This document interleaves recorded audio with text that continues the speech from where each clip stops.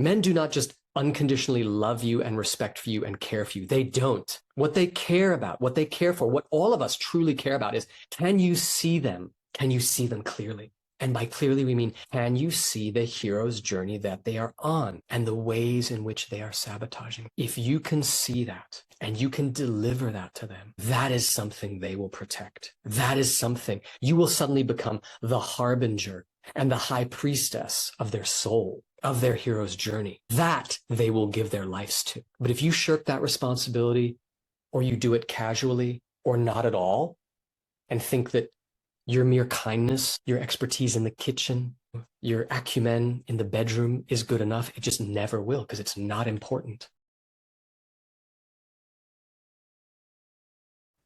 Welcome, everyone. Welcome to those who are here in person. Welcome to those who are watching the recording. We're going to start with a little introduction about what this is all about. We're then going to go into the archetypal foundations of healthy relationships, and specifically the Eve archetype. And then we're going to look at what this is like in practice.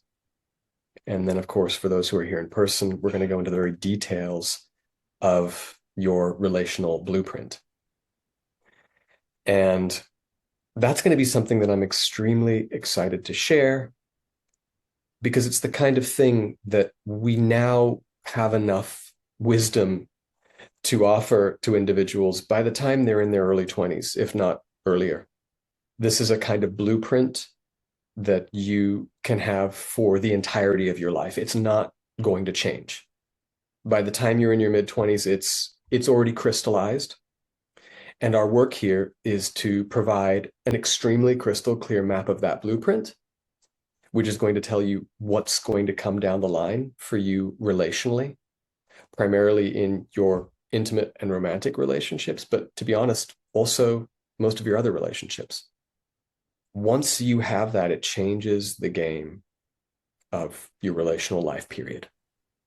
You literally see what's coming down the line. You know how to posture it. You know how to respond to it. You know everything that you have to do to, at the very least, keep not only your side of the street clean, right, but also to model to those who are with you how to develop anything that has potential into a relational engagement that is generative, that is healthy, that is empowerment.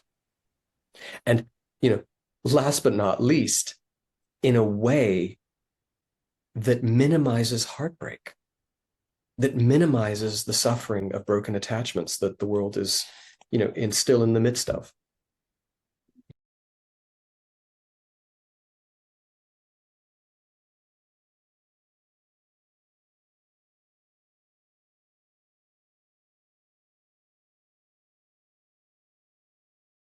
Something that I know many of you are aware I'm deeply embedded in, deeply passionate about. It's archetypal patterns, archetypal norms. And I think we're going back to that in culture slowly. This idea that there are certain ways that things happen, and they can't really deviate if they're going to happen properly. How to have a baby. There's a certain archetypal process to having a baby, to the gestational process. There are certain norms that process has to stand within for it to go well. And if it deviates from those norms, things don't necessarily go well. It can still take place, but there's an absolute golden line that needs to happen for a baby to be born, for an acorn to turn into an oak, to bake a good cake, to create a good pasta carbonara, whatever it is. These are archetypal norms. And while they do have some wiggle room, and there are certain elements and principles can be bent, they can't be broken. If they are broken, that weaves into the system and then creates distortion that eventually leads towards rupture, breakdown, right? The non-generative outcomes. And so everything I'm going to share with you today is squarely within the archetypal norms that you yourself can embody, can model, that is going to give you the far and away greatest potential for the most generative, healthy, growth-oriented healing relationships. Period. Done. And where it begins, I'm pleased to say, is, well, in many of our myths and greatest stories, but probably the most iconic is Adam and Eve and Genesis. There are others, but that for me is probably one of the most crystallized and most exceptional. And what's most important about this is it's not just a theoretical story I'm going to give you. The theoretical model of Genesis is perfectly played out in the clinical container, the clinical therapeutic container, the therapeutic relationship. But I can also, from experience, say that it is completely reflected in the intimate romantic relationship. So what I'm giving you here is really a blueprint of what we're going to be going into in practical terms, right? But it's important to have that blueprint for many reasons. I think it connects to the unconscious here. So this is not just a story. This is the actual blueprint that we're all attempting to align to. And I'll give it to you fairly briefly. So, Adam and Eve. With all due respect to the Christian church and to any Catholics who might be watching, the interpretation, the standard modern Christian interpretation to the Adam and Eve story is a little bit divergent from the archetypal interpretation that I hold near and dear to my heart. The tree of good and evil was the awakening of self-awareness. This is the foundation of relationships. This is why every relationship we get into is a mirror. We connect with someone else relationally to say, I'm willing for you to be my mirror. I'm willing to see things that I haven't seen before. I'm willing to wake up to the good and evil within myself. That self-awareness awakening process, right? The snake that quote unquote tempted Eve into eating of the apple was not the devil by any means. The snake, as a pre-Christian notion, as a pre-Christian phenomenon, was the awakening process. The snake is the ultimate archetypal and original symbol of death and rebirth. But death and rebirth in a psychological sense, in an emotional sense, in a spiritual sense, right? The ultimate death and rebirth that we go through, all of us together over the course of our lifetime, is when we see parts of ourselves that we don't like, that we can't stand, that are disturbing to us. And we consume that, and it changes us. It transforms us.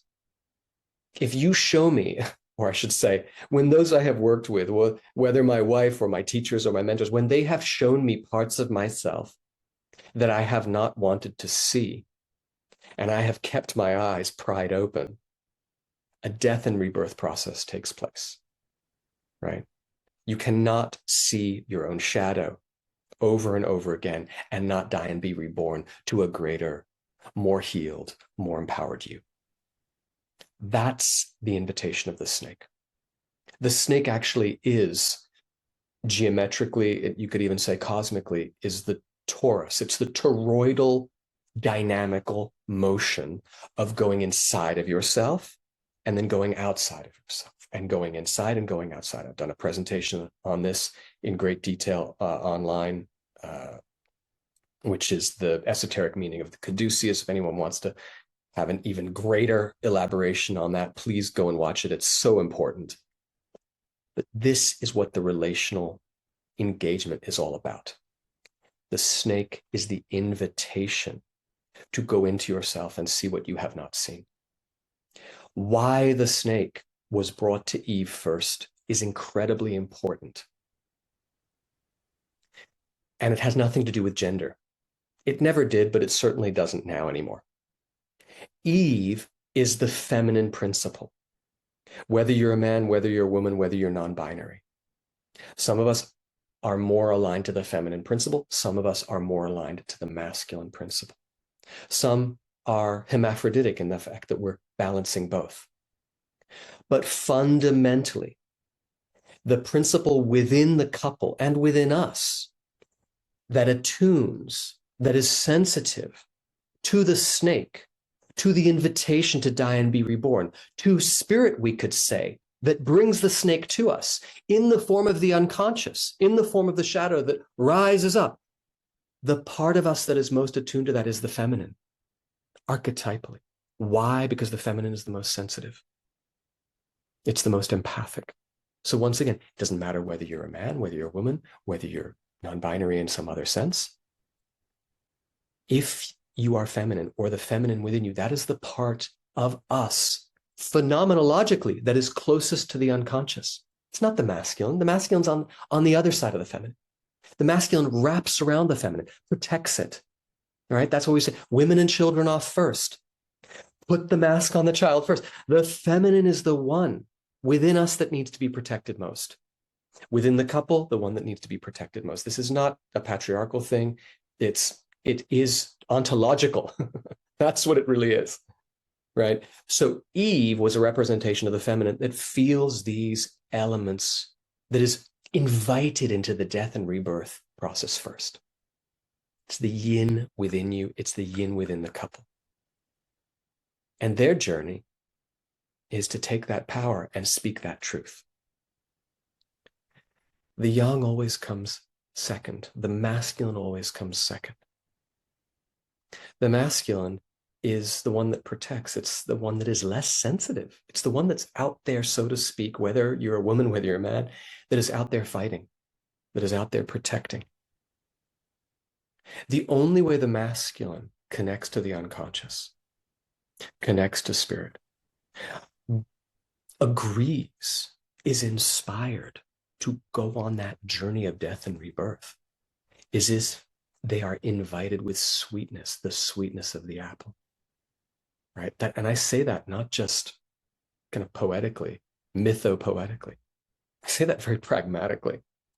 Having worked with so many men and women over the years, so many couples over the years, and yes, it's probably an 80-20 split, 80% out there of the couples that I've certainly worked with, the feminine have been women, 20% the feminine have been men. And there's always a block with the woman trying to get the man on board to the journey, to the process, to the healing, to the attunement. And in 20% of the cases, it's the man. And every single case that I've worked on, it's because they haven't been able to sweeten their apple, to sweeten that process. Either they don't say enough, or they're too rough and they say too much, right? Either they become a doormat, or they become a nagging fishwife. And we are going to identify every single one of your patterns, every single one of your elements within this, so that once again, by the time we're done, you're going to know exactly where you stand and exactly where you have to posture yourself, which is your growth edge. And that's going to change everything. It's going to absolutely change everything.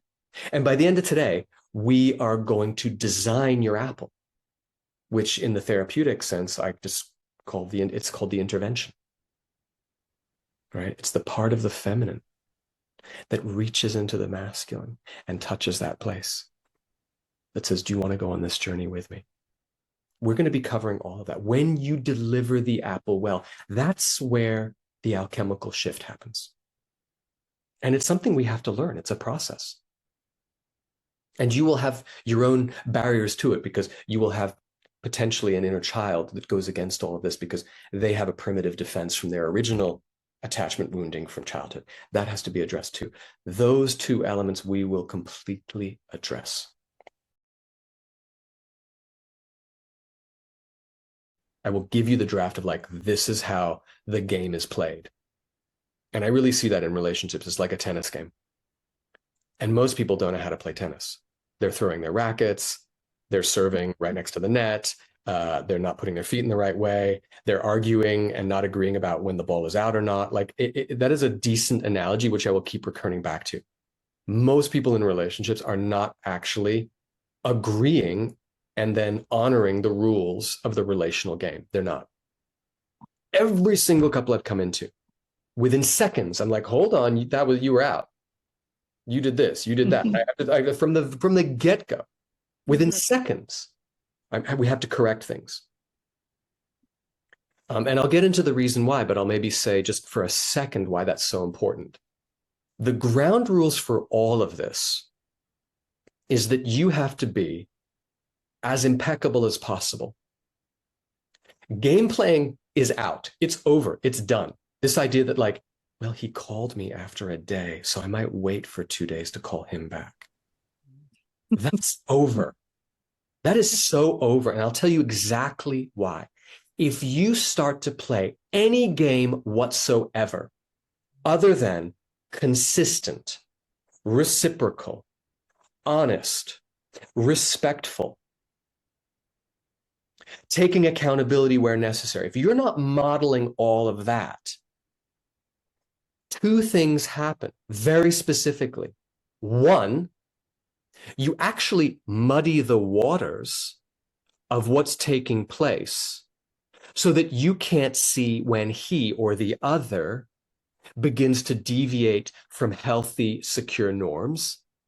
Because if you're waiting a couple of days and then he waits a couple of days and then suddenly he doesn't get back to you and then suddenly like you've created the precedent. How are you supposed to know when he's deviating outside of that golden funnel of the healthy relationship? You don't know because you're doing it too. So it all becomes a mosh pit. The only way you can see when it actually becomes, when he's out of line or they are out of line, is if you are modeling it perfectly. And then you can see. Secondly, of course, and it ties in, it's exactly the same thing. You're enabling it to happen. You're encouraging it to happen. So last little piece about that, which we will get into. There are going to be unconscious ways in which you do this. And that's going to be part of our process to model. I love the fact that you said just a moment ago, this idea of feeling disdain right off the bat, kind of already assuming that something's going to happen, right? So that will create certain behavioral adaptations from the past that you want to be completely aware of, prepared for, depending on where we are in the relationship, like vocalizing these certain things, holding yourself accountable, because the more the yin, the Eve, right? The Eve principle, as the more attuned, the more sensitive, she or they or he has to be the one that acknowledges all of this from the get-go and models it so that every time you're holding the other accountable in the most loving way possible, they can see, oh, wait, you did it first. You're going first. You're connecting to the unconscious first. You're embracing and integrating the shadow first. You're walking that toroidal serpentine path inside and out first. You're eating the apple first. So then when you give it to them, they're more inspired to do it.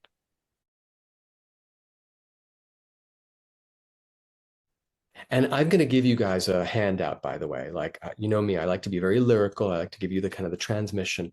But there's a handout I'm going to share with you at the end of this.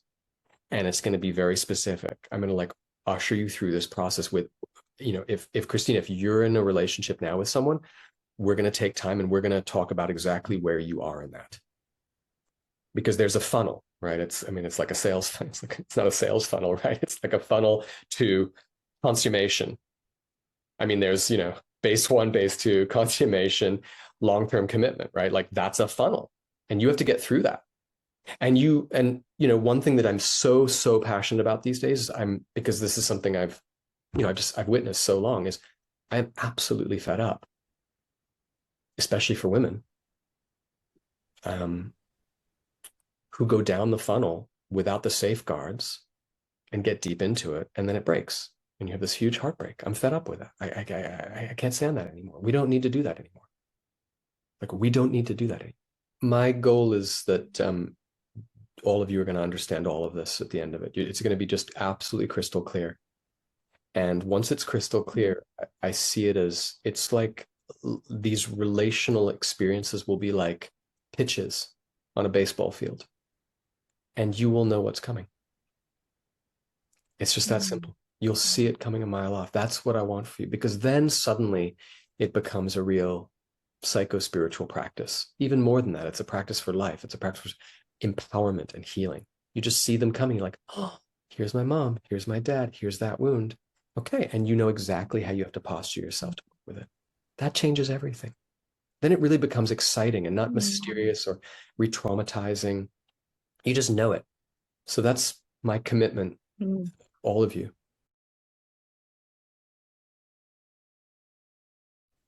I would like to propose, and we will find out, as we get more into the weeds of this, where all of you are with specific relationships and where the apple is being invited to be delivered by you, where the intervention is being invited. And we're going to set you up with that intervention, with that apple in the way that's absolutely right for you. And I'm going to invite you to kind of like get ready to actually deliver it. And if we want to meet at another time when you're on the edge of delivering it, I'm happy to do that. Or if you deliver it and you want to have feedback on that, we can circle back again, because I want each and every one of you to have delivered an apple successfully to some degree. Because once you do that, it's going to change everything. It's like, I want to take you over that edge. I don't want to just leave you with the theoretics and the to-do list. I want to know that there's an edge, and I want to take you over that. Okay. And of course, it'll be done in your way. I'm going to give you the draft, but then you have to make it your own. So it's going to be very exciting, hopefully. I mean, just from what you've said, the burden of raising myself. Yeah. What that means is that part of your hero's journey, part of what is going to be in the ingredients of the apple that you deliver is, it's your turn now to hold me. It's your turn now to be there for me.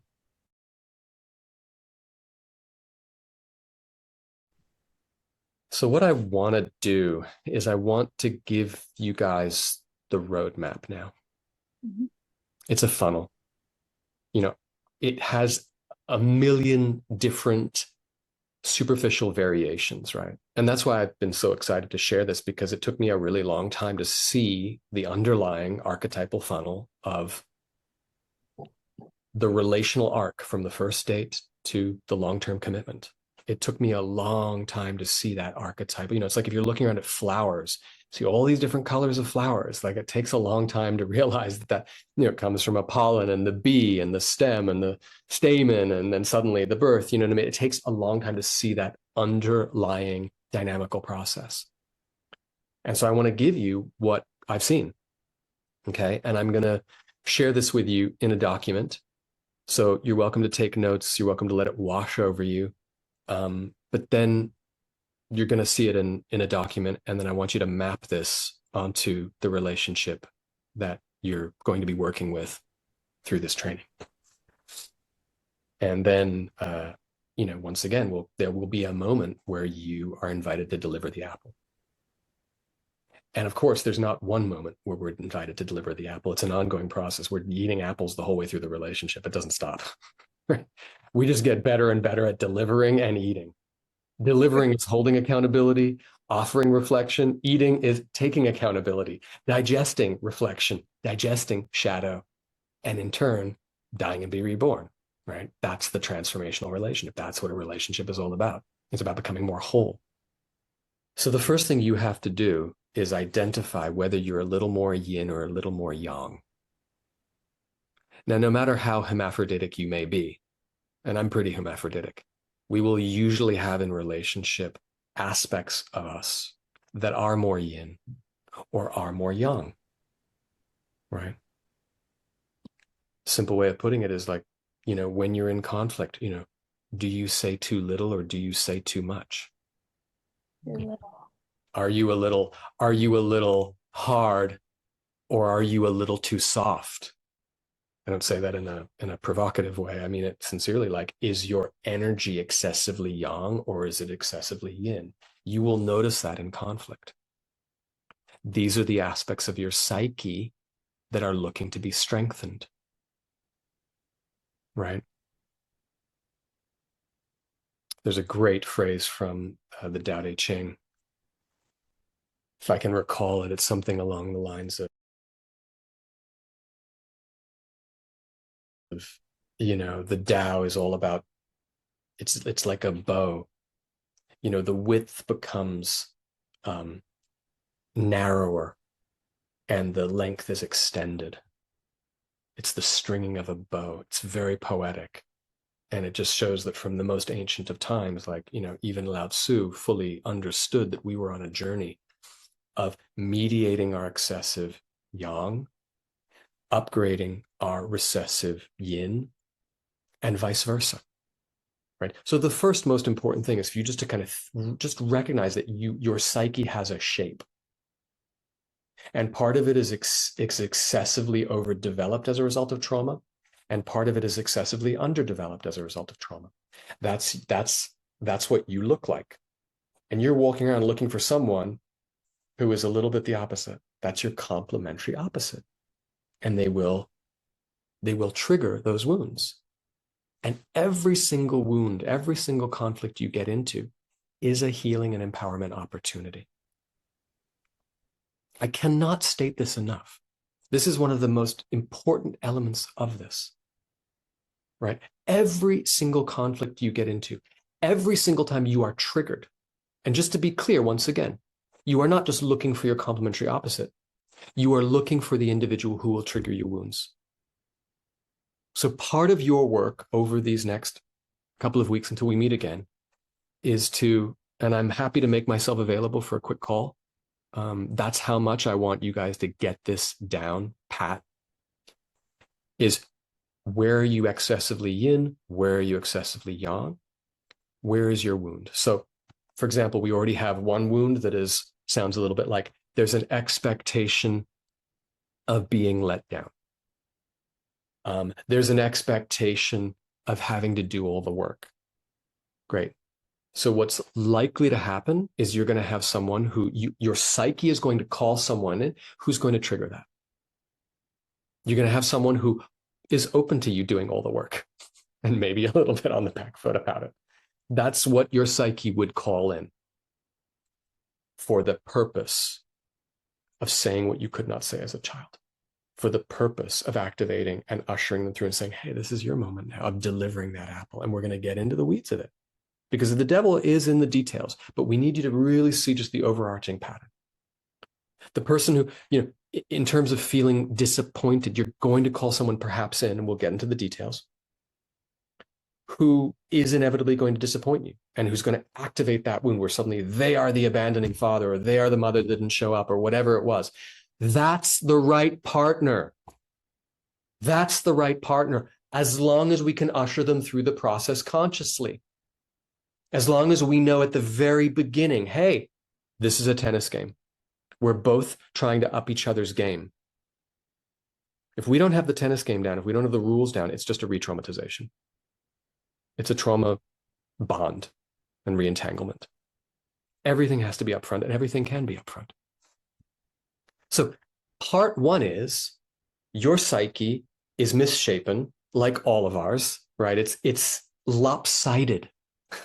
So just see the yin yang in your mind. It's lopsided and you are looking for that complementary opposite. When they meet you, all your traumas are going to be periodically re-triggered. If you know this up front, if you state this up front, if you state that's the journey that we're going to go on, you suddenly have established the rules of the game. You can reference them throughout. And we're going to once again get into more details around that. But your job is to really identify, and we're going to go through this, every single unconscious traumatic adaptation you're going to bring to this relationship, and to be aware of it and to be willing to be called out on it supportively, right? Called out not to be shamed, but to be say, oh, this thing might be happening. You bring them. I used to call this giving them the keys of the kingdom. You have to give the other the keys of the kingdom so that you have permission to address their keys, right? The yin always goes first. The woman or the feminine always goes first. You have to model everything. This is one thing. This is what I said in the landing page was so funny for me because it was like, how many women have I worked with over the years that in the beginning stages, they say to me, why do I have to do his work? I've done all my work. Why am I, I spent all this time pulling my pants up. Now I have to pull his pants up. I'll be like, yeah, you do. And I do think that is kind of the end game of feminism. It's like, women wanted power. Well, with power comes responsibility.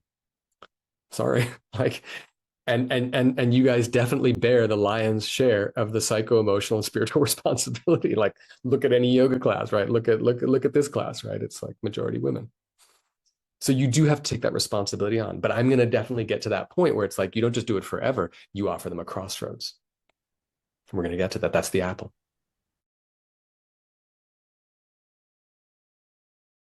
Is that one thing that I've been, particularly, troubled by and, heartbroken by over the years, see how many women who, get into relationships and enter into the romantic and intimate sphere of the relationship before establishing any of this.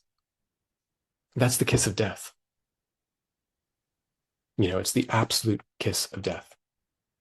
And for, those of you who are kind of in a relationship, I'm not casting aspersions. I just want to say, like, as you develop into it, you want to be really careful, because to the unconscious, if we are engaging in romantic, intimate situations prior to successfully going through these Adam and Eve, apple delivering and consuming rites of passage, what you're telling the unconscious is, here's the cake and the champagne at the foot of the mountain.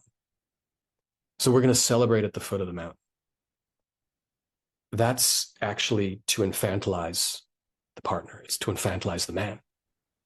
Say, you don't need to get to the pinnacle. You don't need to do the work to celebrate. We're just going to celebrate. There's no work. There's no accomplishment. There's no hero's journey. That's being a mother giving her breast, right? Because the only time when everything has been perfect for us and we haven't had to do anything is when you're in the pleroma, is the technical term. It's where it's kind of paradise on earth when we were breastfeeding. And there are many women, but also many men who are stuck in the pleroma. They just want to be fed. They just want to be supported, all their needs taken care of without doing any work. Right? There's an epidemic of it. And yes, there's a lot of reasons for that. Trauma can do that. Culture is terrible. Like, there's war everywhere. People are dissociating.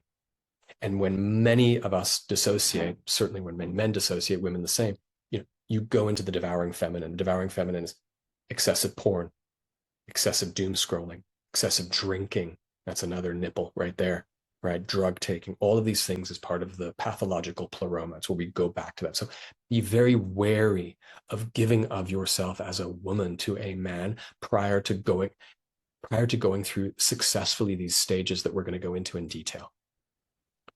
Because you don't want to give him the cake and the champagne and the medal at the foot of the mountain. It's totally topsy-turvy. You've got to say to him, the cake and the medal and all the rest of it, it's at the foot of, or it's at least at like stage 1, then stage 2, then stage 3. Even just in an acknowledgement, you can have an acknowledgement of something. And once again, I'm going to walk you through every single stage of this, but I'm giving you the broad strokes for now.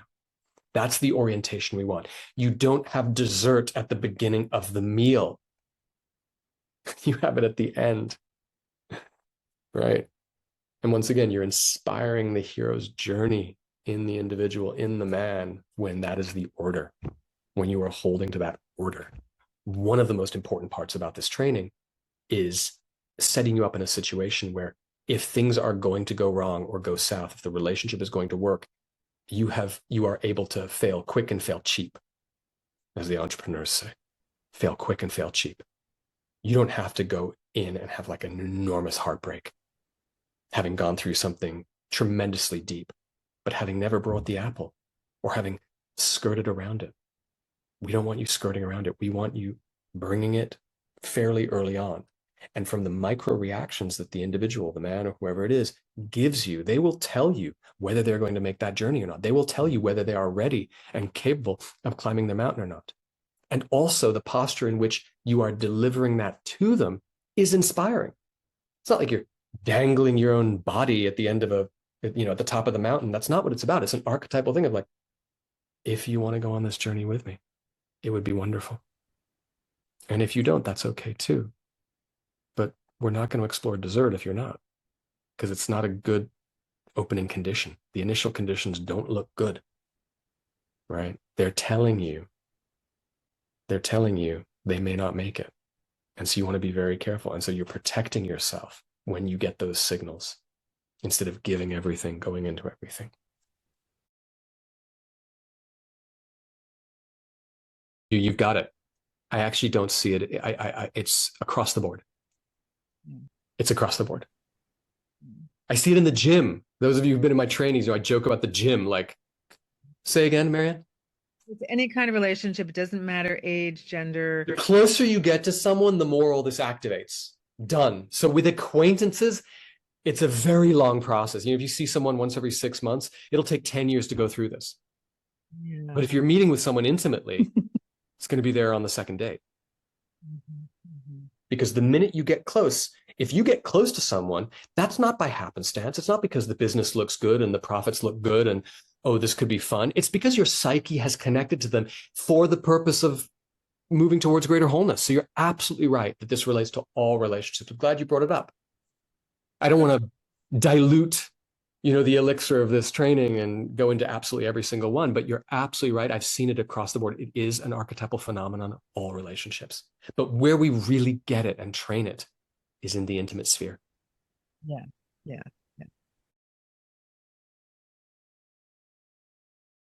That's okay. You can have both. We just have to map. I'm the same. There are certain moments when I've been a little too yin, and there are certain moments where I'm a little too young. A really great relationship will work both those sides at different times in different scenarios, but they're not infinite. They're like, literally, you will have three trends at most. I don't even see 4 or 5. I see 2. So I see 2 really. It's like, where's the yin, where's the yang? So it's like, the simple answer is maybe when you give feedback, it's too young. So the apple is not sweet enough. When something is happening and maybe it's not big enough, or you're too tired, or you don't have the resources or whatever, maybe you don't say enough. So maybe you're too yin. So maybe it's like a lot of people, what they do? They're too yin for a long period of time and then they explode and they're too yang. That's a very common trend. Yeah.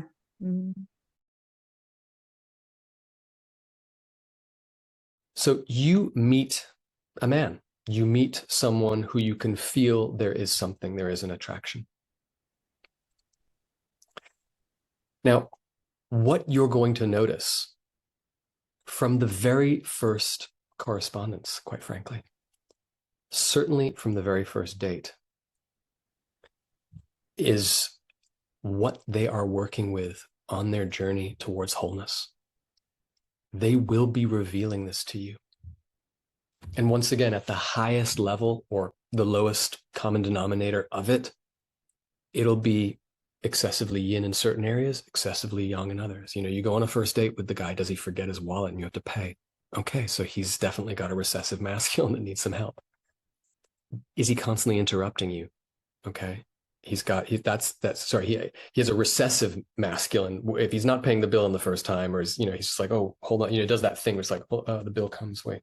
That's a recessive masculine, right? So that's going to be right off the bat. I would just call that. And once again, when you have tracked patterns for as many years as I have, it's almost like you don't need a pattern. Technically a pattern is 2 or more, but when you really know patterns, when one comes along, you can be like, oh, that's a pattern. So you can trust these things. This is one of the biggest things. Don't rationalize the pattern away. This is going to relate to session 2. Session 2, we're going to go into the inner child. We're going to go into the intrapsychic. Because here, this is the mechanics of it. I'm going to show you the mechanics. You guys are going to get the mechanics very easily. The piece that is always the challenge for individuals is the inner child part, right? It's when the wound comes up and says, oh, I can't actually hold the line. This is the 5-year-old traumatized you. I can't hold the line because I'll be abandoned. That's the defensive traumatic adaptation where suddenly you become a 5-year-old and you're behaving in that way. And the 5-year-old, or the 6-year-old, behaves in a way that they had to adapt to the narcissistic, avoidant, or whatever parent in order to kind of keep themselves safe.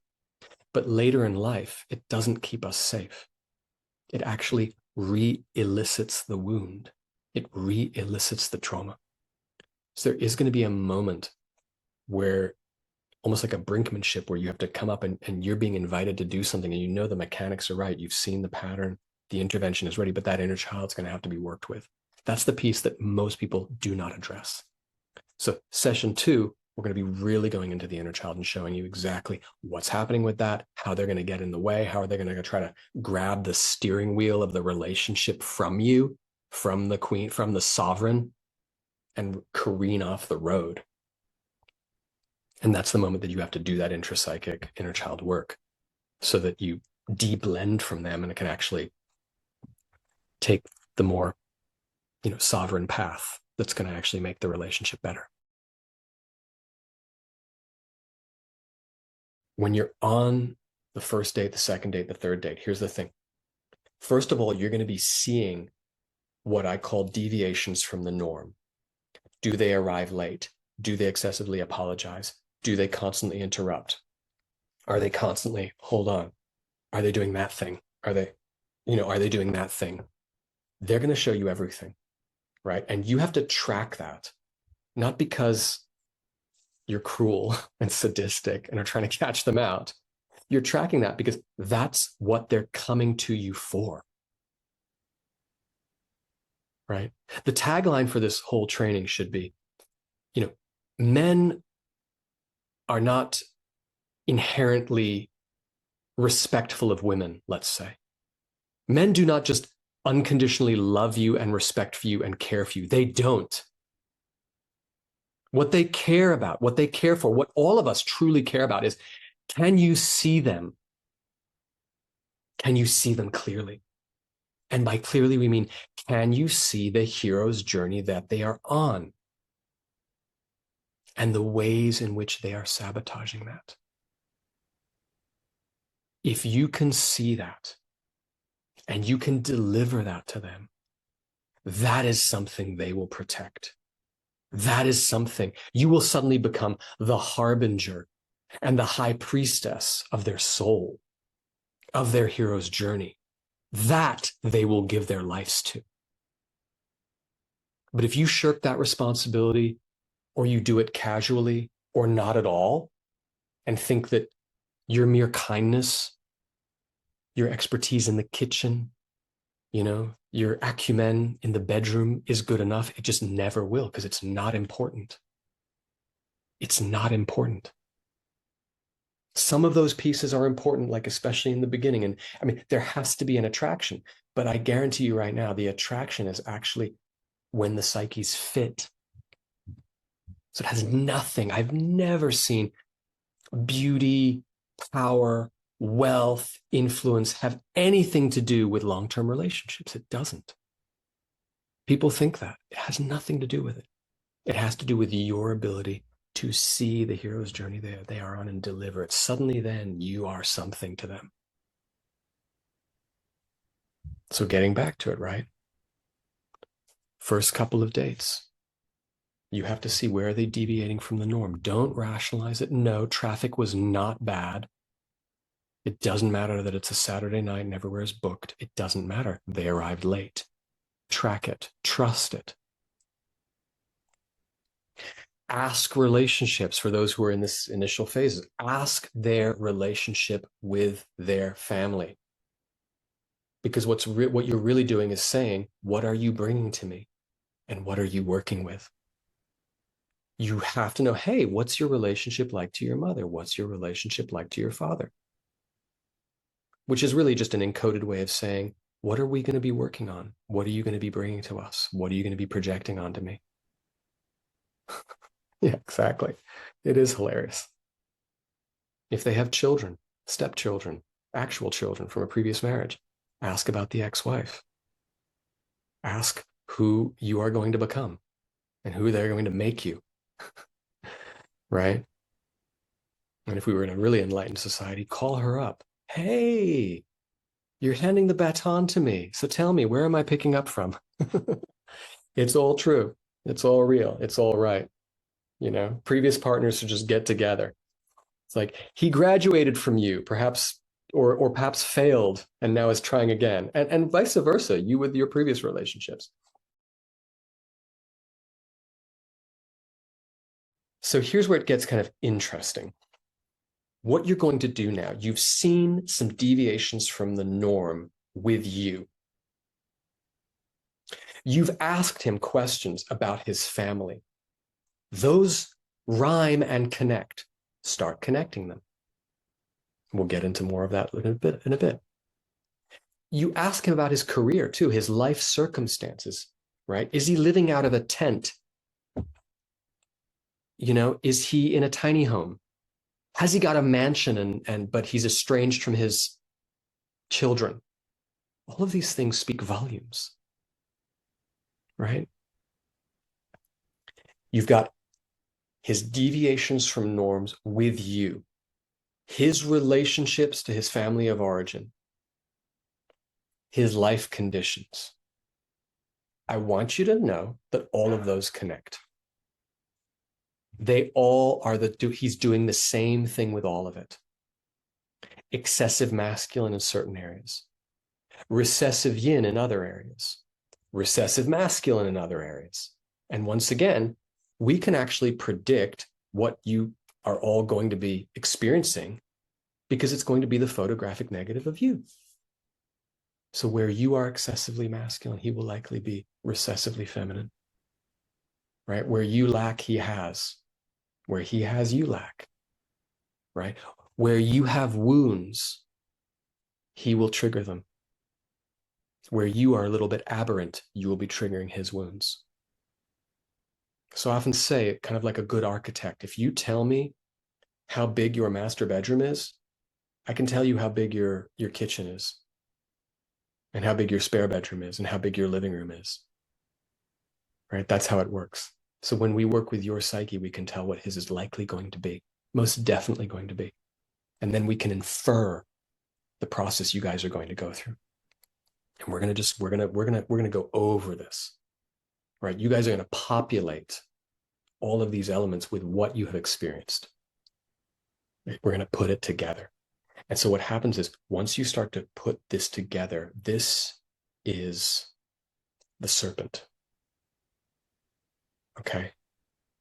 When you see all the ways their shadow is playing out, and once again, I'm just going to keep repeating it, with you arriving late, doing the interruptions, not paying for dinner, or whatever it is, right? That's the serpent interpersonally with you.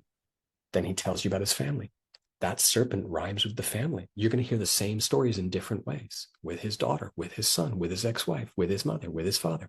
They're all the same story, just with different individuals. It's the same serpent. Then his life conditions will reflect that with his boss, right? With his direct reports, with his financial status, with his emotional attunement. It's all just right there in front of you. And it's not complicated because they all rhyme. And it all relates to certain archetypes that he's in. Is he in the avoidant? Is he in the exile? Is he in the scapegoat? Is he in the abusive father, the devouring mother? The archetype is all there. And at the core, it's always going to be excessive yin, excessive yang, recessive yin, recessive yang. So if in doubt, always go back to that dynamic.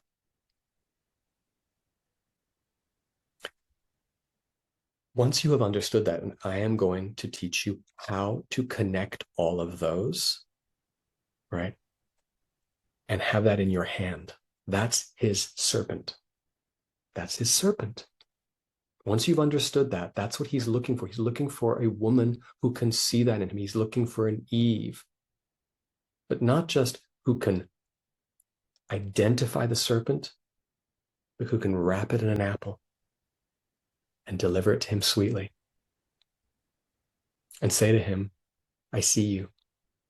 I see what you want. I see your pain. I see your hero's journey. I see the ways in which you are impeding it. And you have called me in to see that and to help you with that. And if you want to go on that journey, I'd be open to that. But you have to be willing to do that. You have to be willing to see it. Do you see these things that I'm seeing? Do you want to explore them with me? That's like the first apple. If he says to you, I don't know what you're talking about, you're crazy, God, you're just like my ex-wife, what do you think you're going to do? You're going to left swipe. You're going to say, hey, this, okay. I mean, there it is. There's the indication. Fail cheap, fail quick. You know, I know women, they waited 20 years to say this kind of stuff. 20 years of pain. Never brought it up.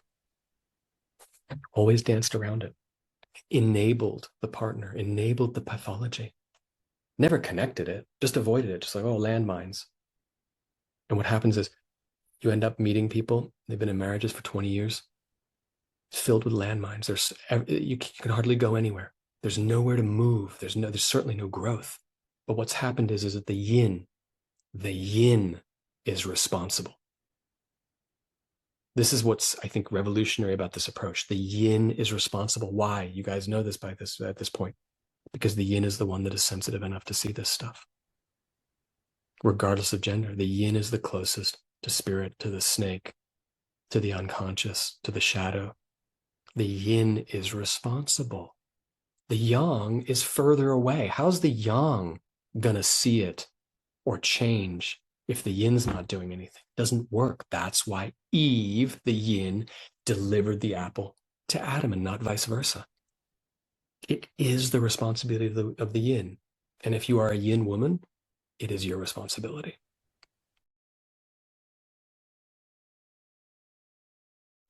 I'm going to say a couple more things about delivering the apple, and then we're going to open it up. And we're going to get into the weeds with everyone. We're going to start delivering this, because what I'm going to invite you over the next couple of weeks is you're going to be delivering an intervention. You're going to be composing an intervention and bringing it to us in your voice, in your way, with everything you need. That's your homework. You have to do this. If you're here, it's like Fight Club. You have to fight. I'm kidding. Still a great movie. I can't believe it's like 27 years old. My point is, you don't have to deliver it, but you have to share it with us. You have to lock and load it. Like, that is my requirement. And if you need help, I'm more than happy to help. But you've got to get this thing going. You've got to get the archetype rolling. That's where I'm really going to lean into this. I'm not just going to give you this information and like, bye, see you later. No. We're working you through this. We're ushering you through this. Because I really want to hear from individuals who've done this on the other side and then come back and say, I did it. Wow. The catalytic process that like took place as a result of that. And you have to compose it like a magic spell. I say this all the time when I work with, Marianne, you know this. In clinical alchemy, we talk about the intervention as a spell that shatters the complex. It breaks the complex. And a good spell, a good intervention, a good apple, it goes deep into the psyche, past the defenses. And the way that it does that is it's sweet. It's sweet, it's beautiful, it's elegant, it's feminine. You don't bring it like an old fish and slap them around the head with it. It doesn't work. It's got to be majestic and magical. It is a spell, right? You're not just casting a spell. You're composing one. That is the apple. And I'm going to tell you how to do it.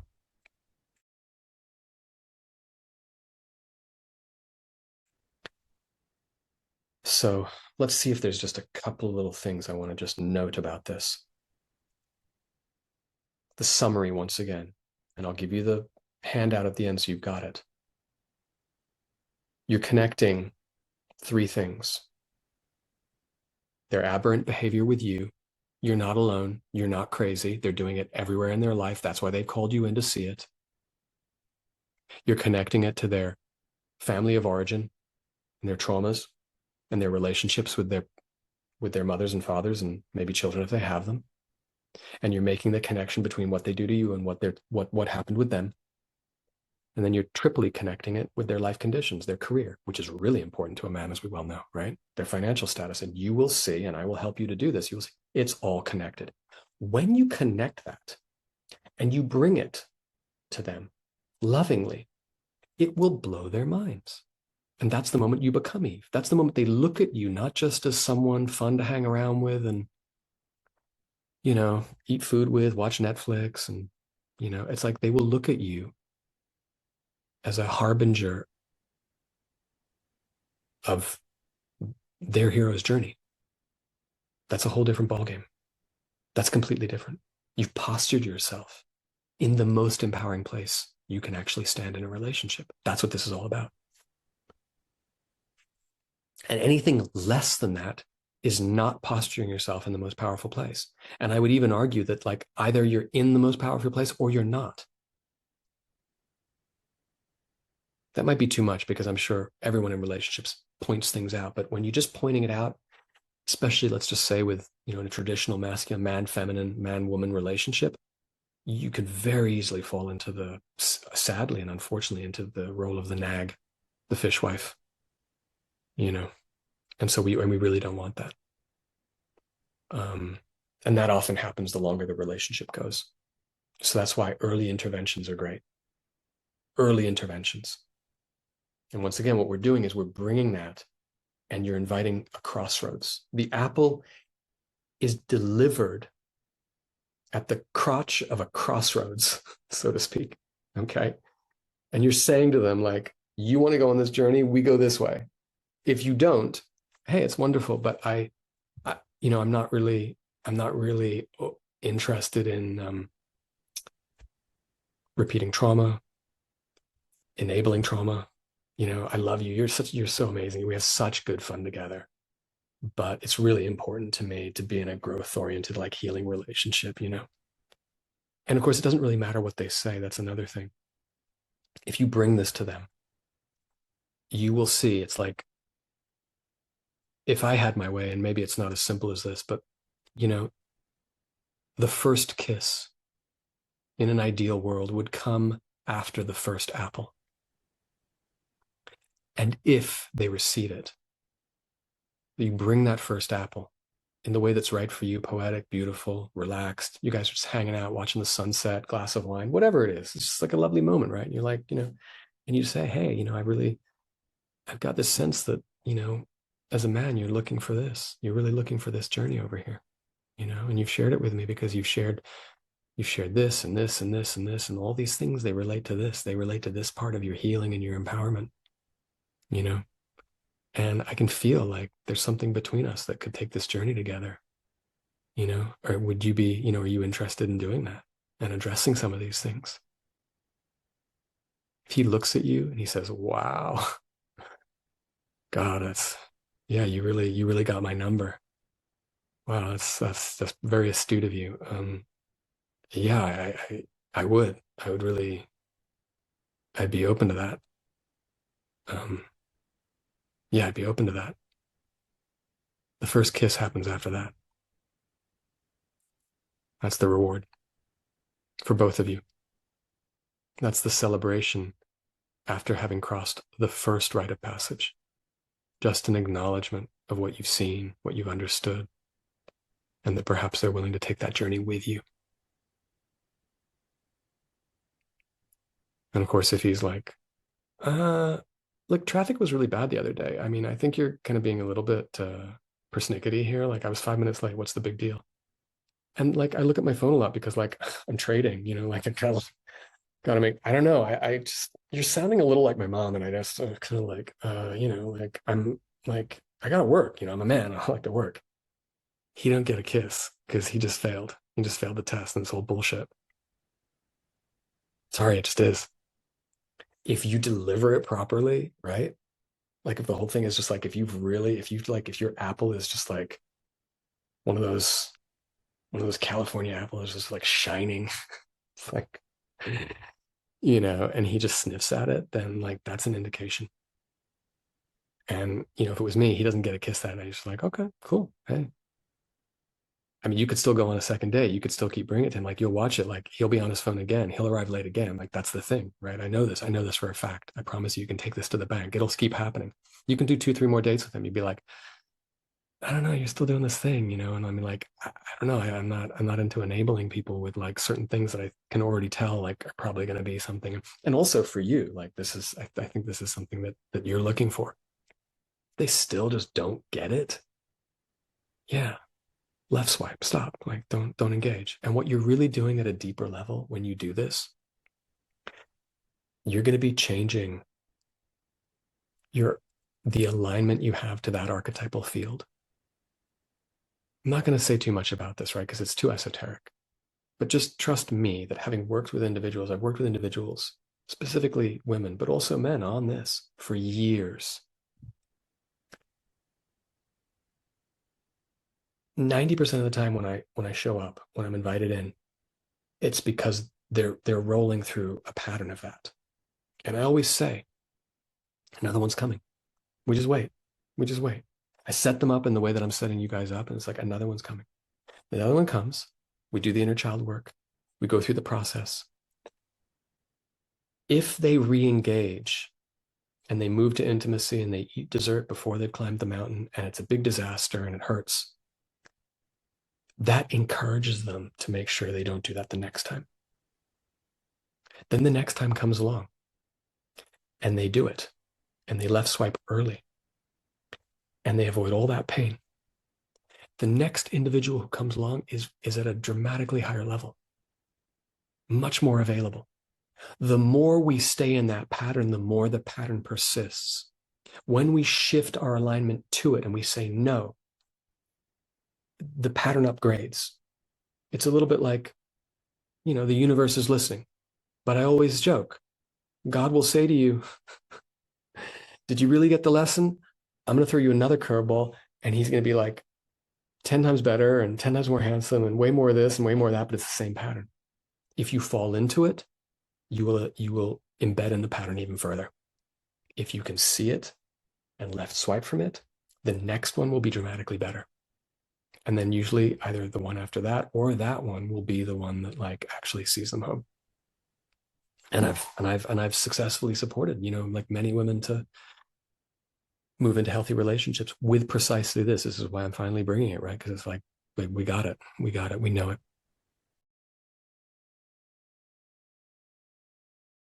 So the ground rules of all of this and what I describe as the thing that develops the relational tether. Now, write this down. There's a tether. Women are acutely aware of the relational tether. Usually men are way less aware of that. They have no idea what it is. When you are in a relationship with someone who's had that tether, the secure attachment tether cut over and over and over again, it is a bit like an addiction. They will move towards it. They like, that's what they know. And in fact, it's very scared to keep that tether solid and secure, right? The ground rule of healthy relationships is what I call the consistent reciprocity. Consistent reciprocity. And I say this with everyone now in kind of in my community. What it means is if I send you an email and there's nothing necessarily more to say, you say to me, can we meet on Tuesday at 9 a.m.? I send you back. I say, here's the Zoom link. We'll meet at Tuesday. You send me a thumbs up. Call and response, right? That has to be impeccable with you guys. Impeccable. That's the ground. So once again, you're going to have to determine, and we will kind of help you to determine how you bring this up, how you develop this, right? It's not necessarily what I'm capable of doing, like necessarily right now to cover every single detail of this, but I will give you the end game and where you need to move. Everything has to be reciprocal. What I've noticed in relationships, if you start to play with a slight lack of communicative, consistent reciprocity, like you sent me the Zoom link, I don't need to respond, like I got it. Don't do that. Don't do that. You're slowly eroding the secure attachment. If you don't, it's very obvious when there needs to be a response. I'm all about that. Even just the thumbs up, the prayer hands, whatever it is. If you don't do that, you're inviting the fact that like, we can erode the tether a little bit. Don't erode the tether. Trust that like, it's unbelievable how this is completely not online with so many couples out there. I don't need to call you. No, call me when you arrive. Call me when you're leaving the house. Call me when you arrive. If I send you a text, like let's stay in contact. This is another thing, like especially in the beginning of the relationship, like there's a certain moment, there's a tipping point. It sounds like you guys are already over the tipping point where you're kind of about to explore like this, consistent relationship, right? There needs to be a consistent interaction and there needs to be an establishment of that, because what you'll feel as a woman, and you feel this, I'm sure you can tell us, you will feel the safety and the security of the relationship rise. And then like suddenly on a long weekend, oh, I'm busy, and he doesn't respond, and maybe you don't reach out, and maybe you feel a little bit insecure that like, well, I don't want to bother him and this and that. And the whole safety and the relational tether suddenly just goes slack and it feels horrible. You don't develop secure attachment that way. And you have to actually kind of really have that conversation there. It's like, this is not me or anyone else being clingy or cloying or annoying. It's got nothing to do with that. Like, if we are going to enter into something together, like anything, it just needs to be secure. If you're going to chop vegetables to create a dish, you should be doing it on a cutting board. Don't do it on the tile or the marble. You'll cut the marble. Don't do it on the floor. Don't do it in the bathroom. Do it on a cutting board. Same thing with the relationships, the archetypal norms. And so it's like when I work with someone therapeutically, I'll say to them, like, listen, you want to work secure attachment? It's every week, period. It's not me saying that, right? Like if I want to enable a contaminative, ambivalent attachment therapeutic process or an ambivalent relationship, yeah, let's meet when we want. Call me up when you want. That's really going to help your secure attachment. No, it's not. It's going to completely reiterate your ambivalent, your avoidant, and your dysregulated, disorganized attachment pattern. Absolutely. So I'm starting to voice it now. I'm starting to realize that your journey of healing is all about secure attachment, right? Because your fate is to basically is to rupture for the rest of your life with everyone who you love. That's your fate. And you've called me in to embrace a destiny. That's the difference between fate and destiny. Fate is the pattern of trauma repeating. Your destiny is the redemptive journey. So what you've really shown me is your redemptive journey is secure attachment. And I need to hold that invitation to you. I need to say to you, for us to do that, there are certain things, there are certain cues, gestures, principles, and rules that actually we need to kind of put in place. Like, you can't go 5 days on your motorbike without reaching out to me. You can't. Like, that's not going to work. You can fall off the wagon every so often, come back, take accountability, reestablish the secure attachment pattern. We can work with that. Like, you don't have to be perfect, but you have to agree that we're doing this. Like, if you don't agree that we're doing this and we're just a little bit like we're just playing around in avoidant and ambivalent and like, it's not going to work. Like, it's not going to go well. And I have, a protective mechanism over you, right? For that. Like, I want to protect you from that happening. So the idea is that what we're going to do, and you guys can start to feel how this starts to develop, is you're already seeing the pattern. That's the main one. Like, we don't need to scratch deeper, but for your purposes, I want to invite you. Okay, I want to invite you by next session, and this is the invitation that everyone's. I want you to have a list of all of his previous, those 3 domains where this avoidant rupture wound takes place, where he's not feeling emotionally stable, emotionally connected, like in his life, where he's a soldier soldiering on. So I want you to get as much information as possible so that when you're talking this through, you're not just some woman, the stereotypical woman who knows the truth but hasn't got evidence and is using her intuition that just gets slammed down by every man in history, right? Like, we want you to scientifically have all your evidence like rounded up in all 3 major domains of his life.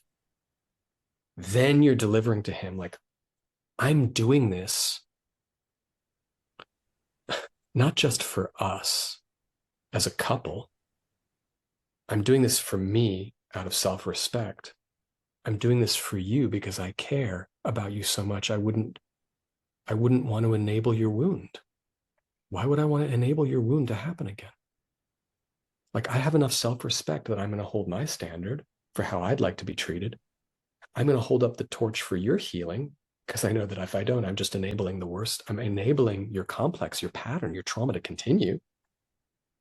And I'm holding the relationship in the kind of container that it needs to be held in, which me, as someone who understands emotional regulation, emotional security, I'm the one who has to, I'm the one who has to lead us on this one. Like, you can't lead us. Like, with all due respect, you could lead us in other areas.